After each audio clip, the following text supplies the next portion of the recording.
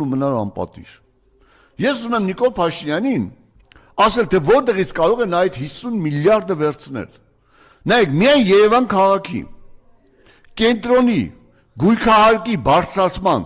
գույքահարկի բարձրացման շնորհիվ 2025 թվականին ավել պետք է գույքահարկ հավաքվի 50 միլիարդ դրամ։ Ինչի կարելի այդ 50 միլիարդ դրամը տալ այն թոշակառուներին, ովքեր օրինակի համար ստանում են 100,000-ից ցածր թոշակ։ Եվ տալ ոչ թե 9,000, այլ 20,000 օրինակ։ Որովհետև մեծ է քննիչների, դատավորների, դատախազների թիվը, ովքեր ստանում են շատ բարձր թոշակ։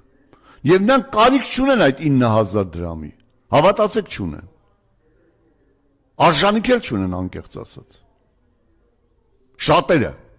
Շատերը։